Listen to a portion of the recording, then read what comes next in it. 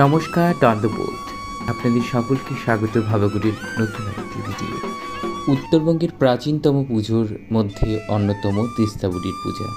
আজকে আমি সেই ঐতিহ্য তুলে ধরছি আমার এই ছোট্ট ভিডিওর মাধ্যমে। ওই তিস্তাবুড়ি ঠাকুরের নামে পূজা করছি। ওই ঘরে ঘরে ওই সবাই মানছিল বউ গেলা বলে আজি তোমাকে অনেক মঙ্গলবারের দিনে হাট ঘুরিবা নাগে গে 10টা বাড়ি বেরবা নাগে। ওই বেরিয়া সবাই মিলিয়া ওই পূজা দাসি কেনে ওই যে হাওয়া বাতাস উঠেছে, দুন বাতাস উঠেছে, বড় বড় ঘর ভাঙি যাচ্ছে। ওই শালা আমার ঘরে ঘরে আমার কি কই সবাই ছোটই বলে বা তিস্তাবুড়ি ঠাকুর তুই ওদি ওদি যা, এ বড় বড় বাংলা দেখে যা, আমার ভাই গরিব মানছি এখানে যদি ঘর ভাঙিস তা আমার কোনটা ওই শালা তো ওদি ওদি চলে যায়। ওই কারণে আমার ওই প্রতি বছরে ওই চৈত মাসে করিয়া পূজা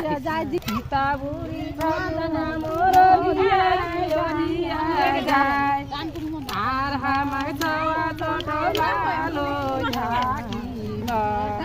তিস্তাবুড়ি মা তুই ভালো তুইয়া তুই যাই।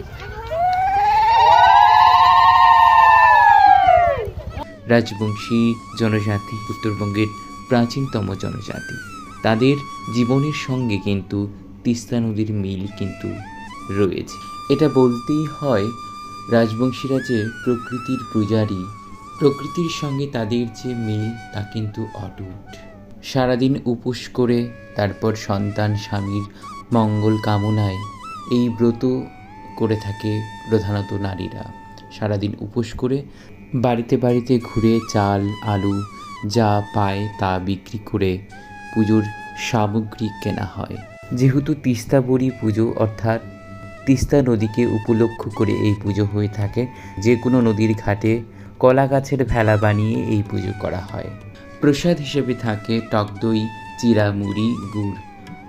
আমাদের উত্তরবঙ্গে এত সুন্দর সুন্দর পুজো থাকার সত্ত্বেও আমরা উত্তরবঙ্গের মানুষেরা কী করছি, এই সমস্ত পুজো গলা টিপে খুন করছি। কোনো ভিন রাজ্য থেকে আসা চকচকে পুজোগুলোর প্রতি ঝুঁকে যাচ্ছি, আর এইভাবেই খুন হচ্ছে আমাদের ঐতিহ্য এবং সংস্কৃতি।